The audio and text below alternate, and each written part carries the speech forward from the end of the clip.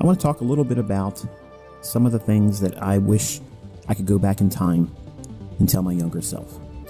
Now, the way you can use this for yourself is take what I'm saying with a great deal of appreciation, because I weathered a lot of storms financially and personally to get to what I know now. And you may be a very young person or an older person just now getting involved in the markets. You're going to have the same growing pains that everyone else has. And some of these things are going to be things you probably read in books, heard other people talk about, but I'm going to give you my personal spin on some of them and how it applied to me. So it's kind of like a little bit of a little history book of what I was plagued with in my first 6 years. The first 6 years of my trading development is plagued with everything you could have possibly done wrong. And I want to kind of like use this discussion to kind of like go through some of the major hurdles that I had. And again, since I have children, adult children now, they can hopefully listen to this and mind the experience portion of it. Because a lot of the things that I've put on my YouTube channel and I've taught over the years, it's heavily technical, just a lot of things that are going on in the chart, and I am always accused of being long-winded.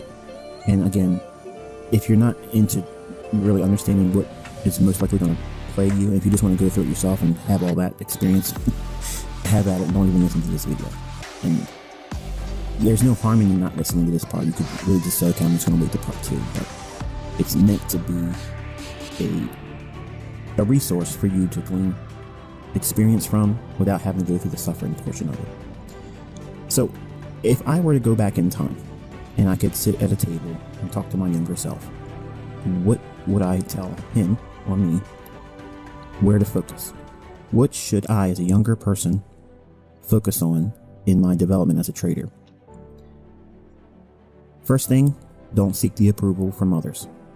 Right away, that's the number one characteristic of a successful trader. Now, you might not agree with the things I'm going to say in this episode. I'm just speaking from my own personal walk and the things that I had to endure. When I first started, the first people that I looked to get approval with was my family. And I love my family, both my immediate and extended family, but none of them shared in my excitement. They gave me all the reasons why it was a poor decision. It was a bad idea to get involved in it. I'm going to just lose money and just accept working for the rest of your life. And that was simply not in the cards for me. I just didn't want to do that. So you don't want to seek approval from your family, because they're not going to understand what you're trying to do. They're going to give you all of the heartfelt reasons why they're going to try to protect you from yourself when they don't really understand what it is that you're trying to do or learn.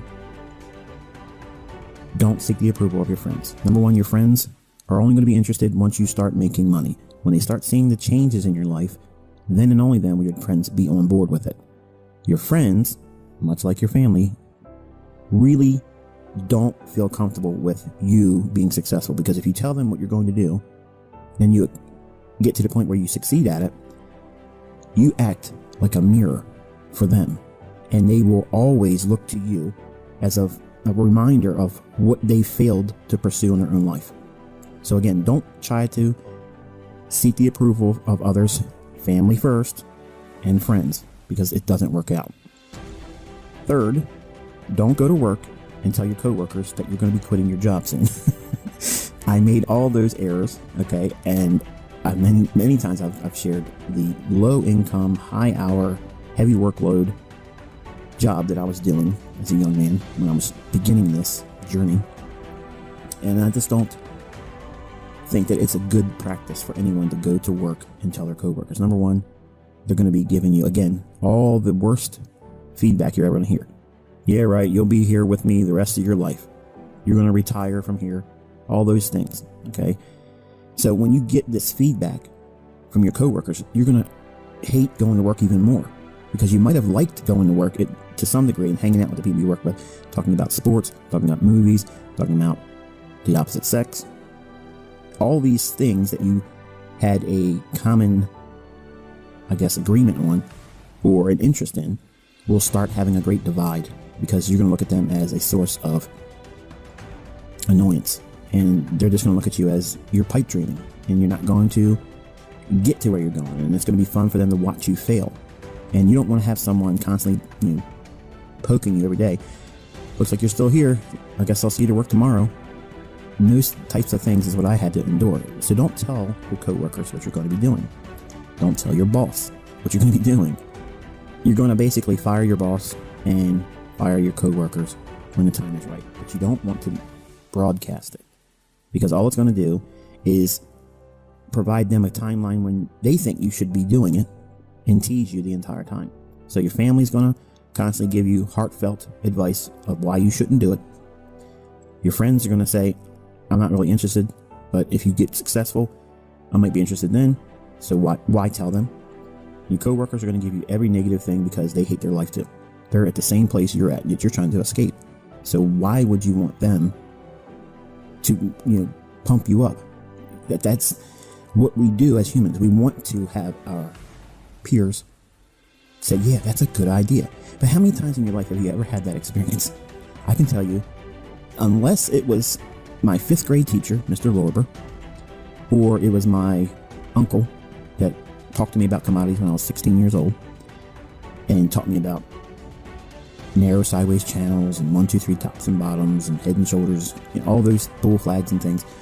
At 16 years old, I was looking at it and it was going in one ear and out the other. Okay, so when you tell all your family, your friends, and your coworkers, that's what's happening. And they're not going to say, you know what, that's brilliant. I wish I would have thought of that. That's the reaction you're expecting, right? It never works out that way. But yet we all do it as humans. We want to have that's a good idea response, and it never comes. So what does it do? It causes deflation. You don't want to be around these people because now you're like, I wish I would have never said anything. But once you put it out there, it's done. And lastly, strangers. As a young man, when I was doing my job, I would finish off, filling up the candy machines and the soda machines and coffee machines and such. And I used to do a vending route. And I did a long day, 13 hours or so.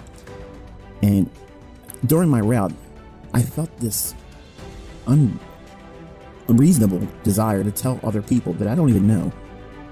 Yeah, I'm looking at a market. I hope it goes up and blah, blah, blah. What? They're looking at, what are you talking to me about that for? So when you tell strangers, or if you meet someone in the pub, okay, or you're at a club, or, well, right now it's hard to go to those places right now because of all the things that's being impacted by the illness that's being spread around. The social circles, when you run into people, they'll ask you, hey, so what do you do with yourself? That's not the invitation to say, well, I'm looking to start trading commodities. They're going to be like, what? Yeah, I'm trading the foreign exchange market. Right away, they're going to be like, what is that? And that's what you want them to ask you. And then when you start talking about it, they're like, oh, yeah, that's like the stock market. Yeah, not interested. Or they're interested and they want to know how much money you made. And you can't tell them that you made any money. You're just now starting. So really, you're a startup and they're not really interested in the conversation anymore. So you're not going to get that feedback, again, what you're looking for. So don't seek the approval from others. You have to pursue this on your own steam, your own energy. And if you have any dependency on an outside source, be it any one of these 4 groups, family, friends, coworkers, or strangers, to give you that nudge, that little bit of a pat on the back that you're doing the right thing for yourself, you're going to struggle, because in trading, you got to be there to make the decisions whether anyone agrees with you or not. And when you make money, you reap the rewards of that. But when you lose it, and you will, you have to be able to endure that and not feel the compulsion to go to someone and say, hey, look, I just lost a lot of money. That's the same thing. Don't turn to anyone else and say, I made a mistake today, help me feel better. You have to endure that. And if you're going to start your journey with this mindset of seeking approval or support outside of yourself, this is going to be a very hard journey for you. So you have to prepare yourself to seek your own approval by your own study and your own development. Reward yourself when you do it right. And when you do it wrong, give yourself permission to be wrong and allow yourself to grow. Next, learn risk management well and make that your initial, very first thing that you want to master.